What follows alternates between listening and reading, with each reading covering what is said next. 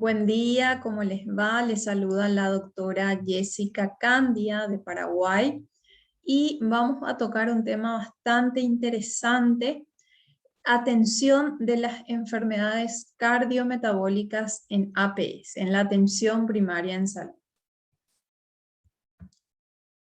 El síndrome metabólico o cardiometabólico viene a ser una asociación de diversos factores de riesgo que están relacionados por un nexo fisiopatológico común. Las enfermedades cardiometabólicas son muy frecuentes en la sociedad moderna y todo este mosaico de enfermedades constituye un factor de riesgo para desarrollar eventos cardiovasculares que nos puede incluso llevar a un desenlace fatal. Este síndrome metabólico está muy relacionado con el sobrepeso y la obesidad, con el estilo de vida, con el sedentarismo. Y si se fijan en esta imagen, podemos observar justamente en el centro una persona obesa y alrededor tenemos todos esos factores que pueden conllevar a tener una enfermedad cardiometabólica. Los factores que inducen a eso son los altos niveles de colesterol y triglicéridos, los niveles elevados de LDL o también conocido como colesterol malo, los niveles bajos de HDL o también conocido como colesterol bueno, la resistencia a la insulina, la hipercoagulabilidad o el estado protrombótico y la hipertensión arterial. O sea, todos estos factores nos llevan a desarrollar la enfermedad metabólica. Hay unos criterios que según el panel de tratamiento para adultos y la OMS, la Organización Mundial de la Salud, que nos sirven para identificar justamente este síndrome metabólico. 2 o más criterios según la clasificación de la OMS y 3 o más criterios según la clasificación ATP3. La presión arterial en primer lugar tenemos aquí mayor o igual a 130, 85 milímetros de mercurio y según la OMS mayor o igual a 140 en 90 milímetros de mercurio. Hipertrigliceridemia mayor a 150 miligramos por decilitro en ATP3 y en la OMS mayor a 150 miligramos por decilitro. El colesterol HDL, también conocido como colesterol bueno, menor a 40 miligramos por decilitro en hombres, menor a 50 en mujeres, menor a 35 en hombres, menor a 40 en mujeres. O sea, hay una poca diferencia entre un criterio y otro. La obesidad abdominal, dependiendo del índice de masa corporal, donde tenemos también el perímetro abdominal mayor a 102 centímetros en hombres, mayor a 88 centímetros en mujeres. Y la glicemia basal, o la glucosa basal, mayor o igual a 110 miligramos por decilitro, según estos criterios. Y diabetes o intolerancia a la glucosa o resistencia a la insulina, según el otro criterio de la OMS. También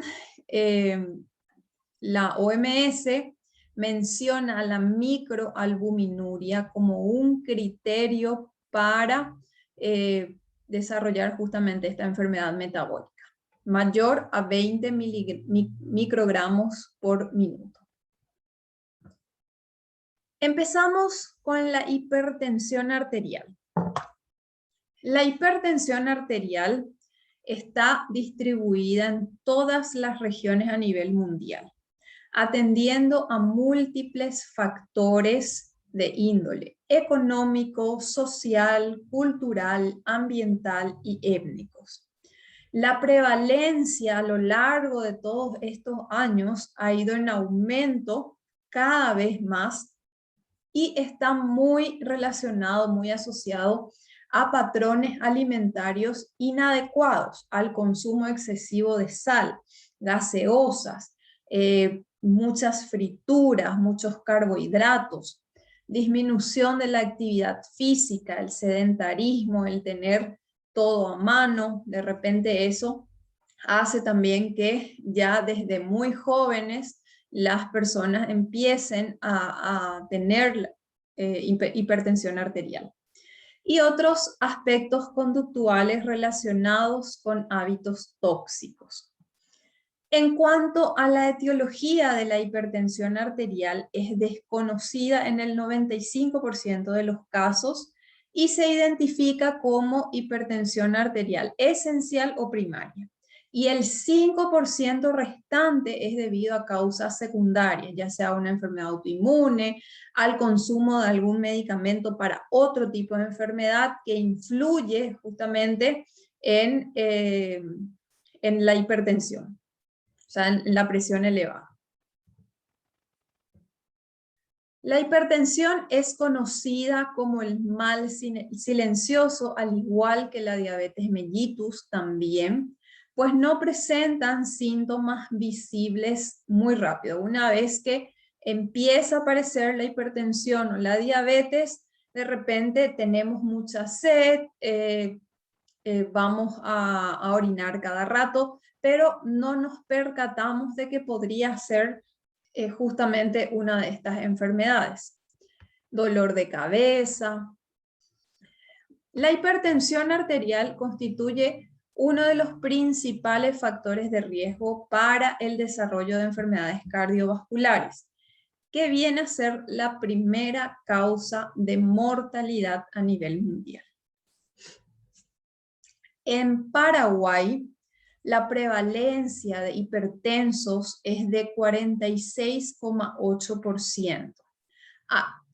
Aproximadamente 5 de cada 10 paraguayos presenta presión arterial elevada, cuya cifra se concentra en una población entre 30 a 60 años de edad. Y el mayor pico, dependiendo de la franja etaria, se da a partir de los 50 a 55 años en adelante. Se considera hipertensión arterial a partir de 140 milímetros de mercurio de sistólica y 90 milímetros de mercurio de diastólica. Según un estudio realizado por la OMS, los 10 países con mayor prevalencia de hipertensión arterial, este estudio se llegó a realizar en el 2019 y fue un estudio que se hizo a lo largo de varios años, donde podemos ver que el Paraguay lidera este puesto con un 51% de prevalencia como porcentaje de la población en mujeres y también en varones. O sea, en ambos géneros estamos en el primer lugar, algo que no es que nos tiene que enorgullecer, ¿verdad? Fíjense, las mujeres 51%, y los hombres liderando con un 62% Paraguay. Luego pasamos a la obesidad, que es justamente otro aspecto muy importante para el desarrollo de esta enfermedad cardiometabólica. Si se fijan bien en la imagen, tenemos aquí una arteria y aquí está una persona con obesidad tratando de pasar, tratando de no caerse, ¿no? Y tratando de llegar incluso hasta el corazón. El 58% de la población adulta y el 32% de los escolares y adolescentes presenta sobrepeso y obesidad. El 60% de los escolares consumen bebidas gaseosas más de una vez al día. Y esto llegó a aumentar muchísimo en estos años de pandemia, porque más con la virtualidad, el hecho de que los niños se queden en casa, más sumándole a eso la ansiedad, tanto en los niños como en los adultos, incrementó bastante el porcentaje de obesidad. El 10% de la mortalidad total es atribuible a la obesidad. Los grados de la obesidad tenemos normal, que tiene un índice de masa de 18,5 a 24,9, sobrepeso, obesidad, obesidad severa y obesidad mórbida, que se da ya cuando el índice de masa corporal es mayor o igual a 40. En Paraguay, el 58% de los adultos tienen exceso de peso. 2 de cada 3 adultos presentan sobrepeso u obesidad. 1 de cada 4 adultos presenta obesidad, incluso obesidad mórbida. 1 de cada 3 niños escolares y adolescentes presentan sobrepeso u obesidad. Y aquí hay que tener muy en cuenta, porque hay algunos padres que realmente relacionan el hecho de que su hijito de 3 años, de 4 años, esté robusto con una buena alimentación. Y no es así. O sea, tienen que estar dentro del índice de masa corporal que le corresponde, tiene que estar dentro de la tabla de talla peso en franja, pero también tenemos que saber instruirles a los padres cuando de repente ya el niño está con obesidad y educarles, decirles que eso no significa de que esté sanito, incluso de que le puede llevar a desarrollar múltiples enfermedades más. Un índice de masa corporal a partir de 25 es sobrepeso y de 30 en adelante ya nos sitúa en un rango de obesidad. Aquí tenemos la fórmula para obtener el índice de masa corporal, que es peso sobre altura al cuadrado. Y aquí tenemos el índice de masa corporal igual o mayor a 40, donde ya nos indica una obesidad mórbida. Una persona que aparte de tener obesidad, en la mayoría de los casos sí o sí va a presentar diabetes mellitus, hipertensión arterial u otra enfermedad también.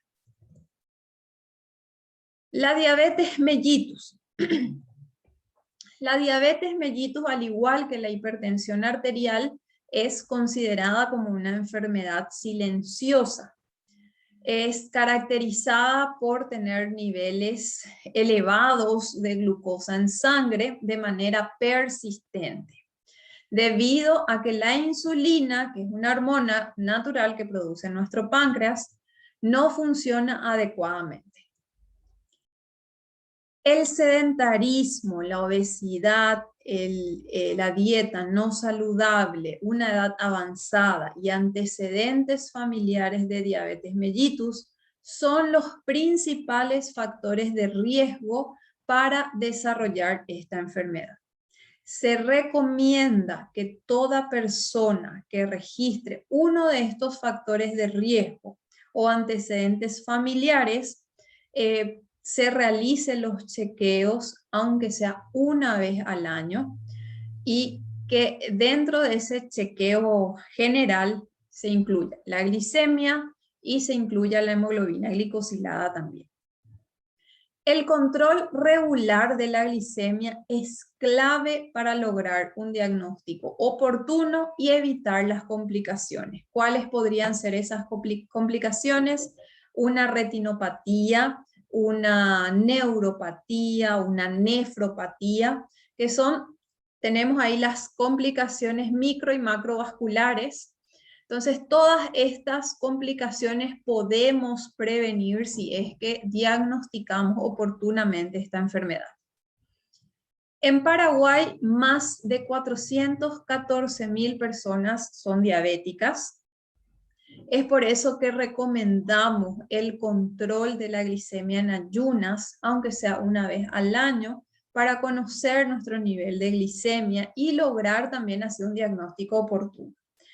Esto mucho tiene que ver con la clínica también, ¿sí? Si de repente perdemos peso, tenemos poliuria, polidipsia, polifagia, conocidas como las 4P de la diabetes, entonces eso nos indica ya y nos lleva ya justamente a una diabetes. Entonces corroboramos eso con la analítica para poder iniciar ya una medicación.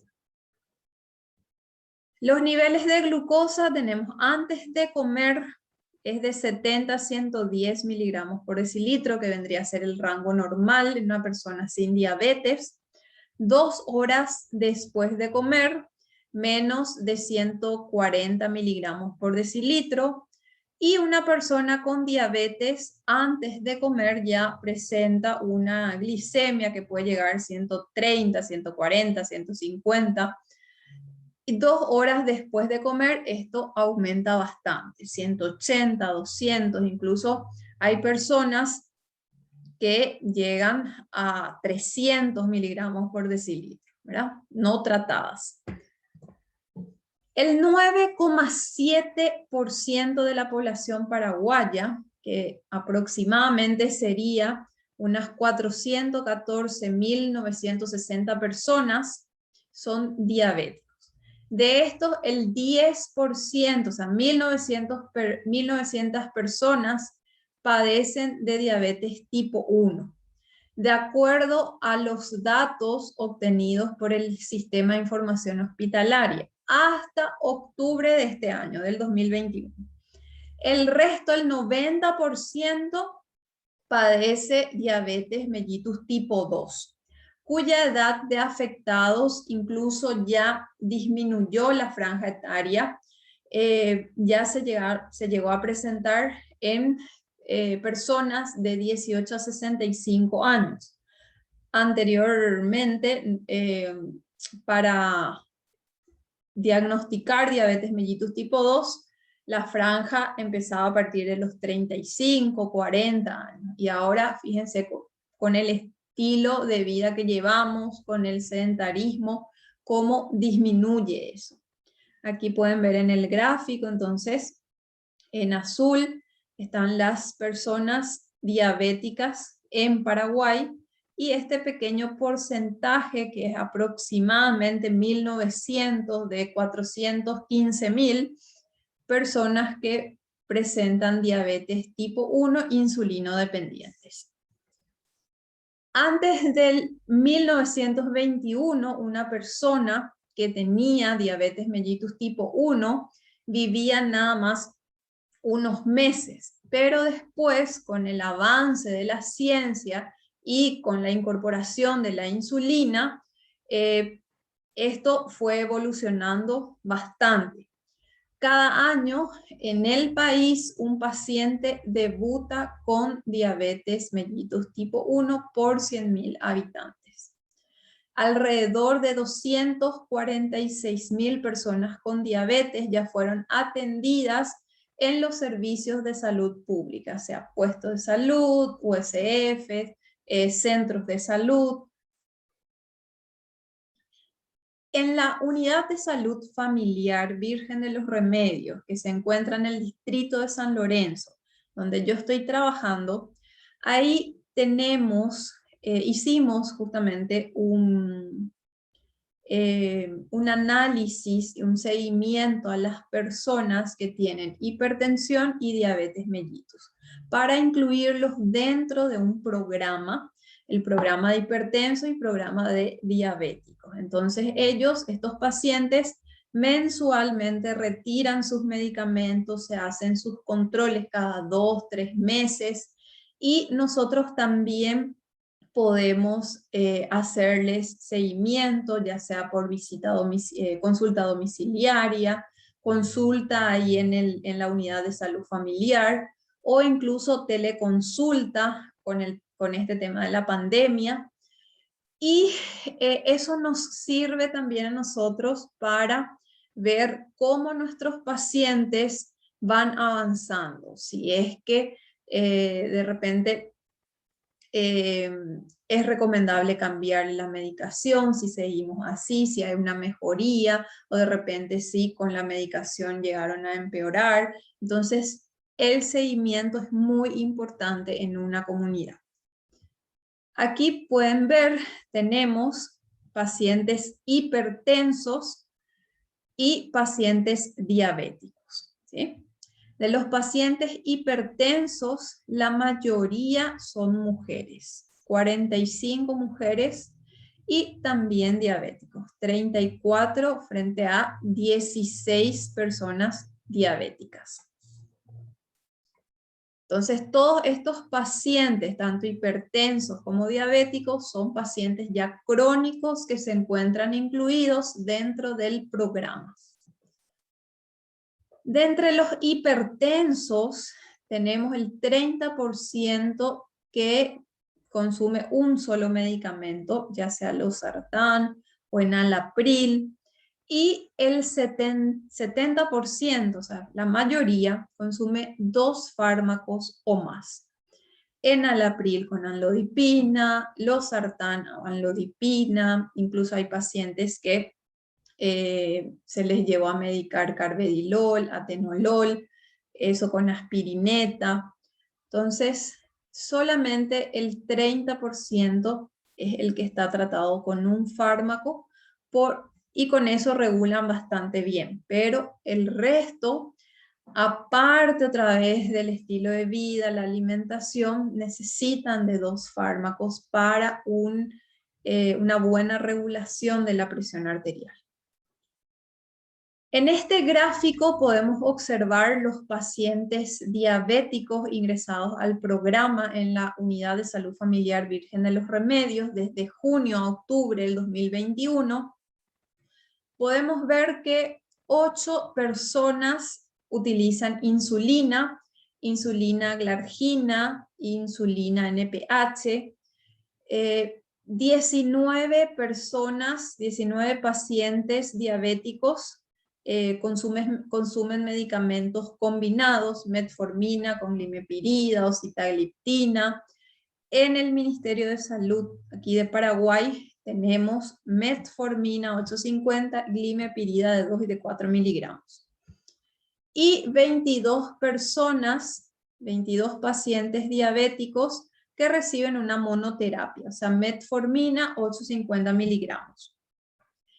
Entre estas 22 personas, la mayoría está con sobrepeso y está en un rango de prediabetes. Entonces, para no esperar mucho, ya le indicamos la metformina, que pueden tomar un comprimido con el almuerzo, dependiendo también de la glicemia, dependiendo de la hemoglobina glicada. Entonces ahí vamos viendo un poco los medicamentos que le prescribimos a estos pacientes.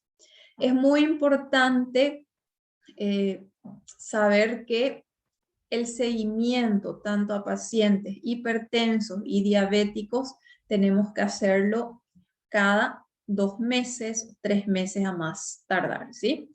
También si es que no está funcionando la medicación, no esperar a 1 año, 2 años, sino que ir probando cada 3 meses, ir añadiendo algún medicamento, ir cambiando, pero no esperar mucho tiempo a que el paciente tenga una nefropatía o tenga una neuropatía a causa justamente de que no regula su glicemia.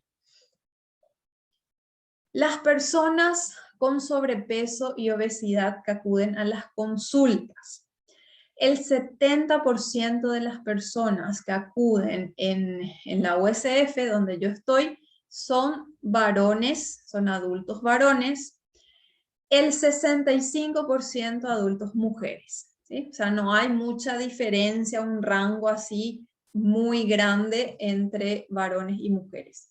Y el 15% son niños, o sea, un 15% son niños que presentan sobrepeso, incluso algunos ya con una obesidad muy marcada. Las enfermedades cardiometabólicas tienen muchos aspectos en común: el estilo de vida, la alimentación inapropiada, el ejercicio ausente, el estrés intenso. O sea, todo eso conlleva justamente a que se presenten estas enfermedades. Estar sano depende de cada uno y del modo en que cuidamos nuestro cuerpo. Consumir agua, realizar ejercicio, una dieta balanceada, con verduras, frutas, dormir bien lo necesario, las 8 horas, descansar bien, tratar de evitar el estrés intenso. O sea, todo eso va a hacer de que nosotros tengamos una menor prevalencia a tener este síndrome metabólico. Bueno, y con eso terminamos este aporte, este pequeño aporte sobre las enfermedades cardiometabólicas. Espero que les haya servido, que haya aportado un poco, un granito de arena, y muchísimas gracias por la invitación. Hasta luego.